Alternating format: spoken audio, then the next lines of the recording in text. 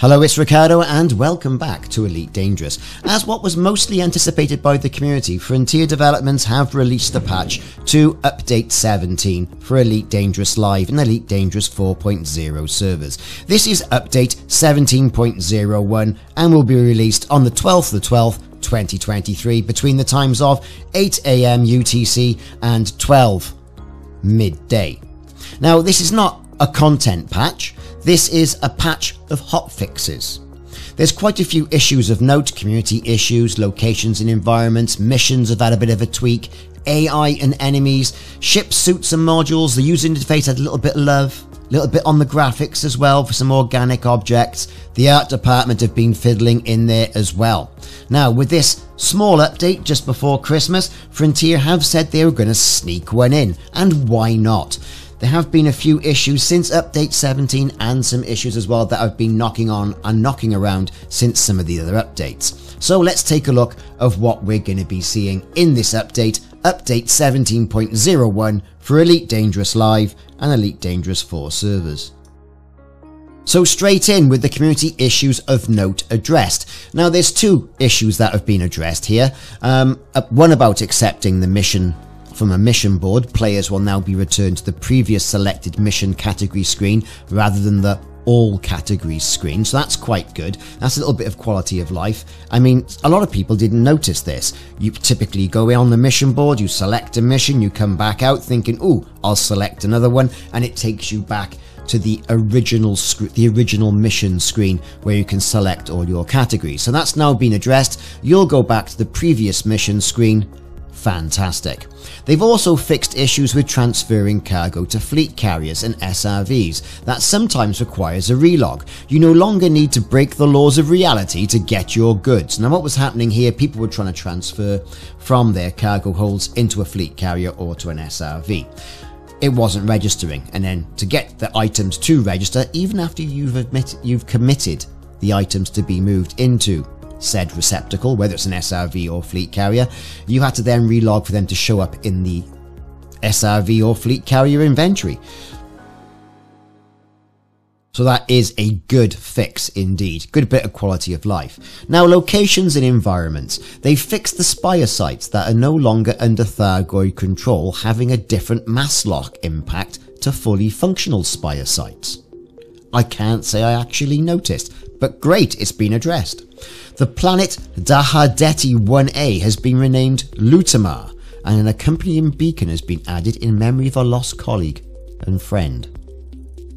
They fixed an issue where the hybrid compound bin was allowing duplication of the Spire refinery compound, and we can't have that, can we? And they also fixed an issue stopping the SRV from teleporting to the Spire landing pads while parked underneath one. Can't say I had that one, I'm sure I would have noticed. In regards to missions though, and there are plenty of problems on the missions, let's face it, the player will no longer receive a mission updated HUD prompt telling him to collect Spire site resources if they're arriving with all the necessary resources already. What a bit of confusion that would have led to. Also, mission details are now correctly displayed when accepting passenger missions at burning stations. And they fixed an issue with mission boards, not always displaying the correct destination name and distance. Spire mission resources taken from other players will now be accepted at the mission hand-in.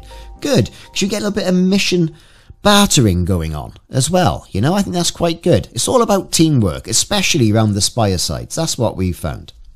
In regards to the AI, the artificial intelligence, and enemies, they've stopped the Banshees from sometimes jittering sideways in multiplayer. They've fixed Thargoid scouts, sometimes clipping through planet surfaces. And that's a good one. We've had that quite a few times, only for it to come back up behind you and then utterly haze you. They've also fixed an issue where being interdicted near a Titan cloud could result in no Thargoids being present. Oh dear. They've now given better sat-navs to those Thargoids, as they've stated, so they will find you. Authoresses engage in scanning at Spire sites will now seek to jump out if attacked. So, that gravy train has ended then by the look of it. Go and make your billions now, while you can. Well, it's too late, isn't it? Let's face it, because the patch is coming, and as soon as you start attacking one, they're going to head for the hills. So it's going to be unload on the Orthrus to get you multi-millions. In regards to suits and modules and ships, they've fixed recalled ship arrival clouds, sometimes appearing in different locations to the ship. That's never a good sign. And they fixed an issue transferring cargo that had recently been brought up from ships to SRVs. And it's probably linked to the pre-message we just had earlier on in regards to SRV and fleet carriers.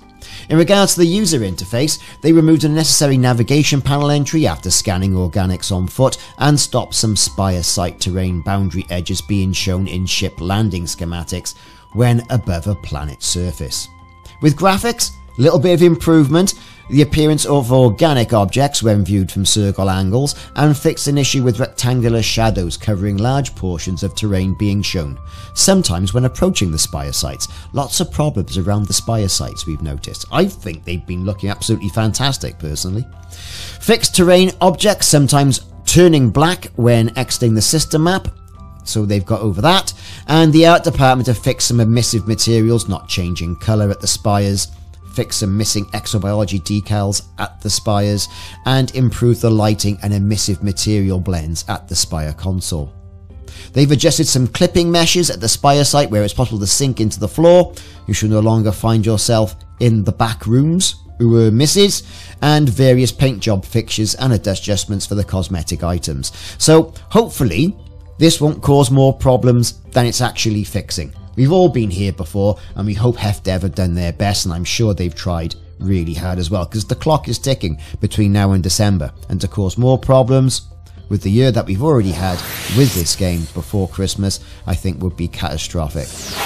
Also, will we be getting a Christmas event this year? Who knows? There's been no Frameshift Live to allude to this. We have this update, however, and who knows? Have they snuck something in under the wire? We'll have to wait and see. Thanks very much for watching the video, Commanders. Hit that like and subscribe button if you haven't already done so, and I'll see you soon in the next video.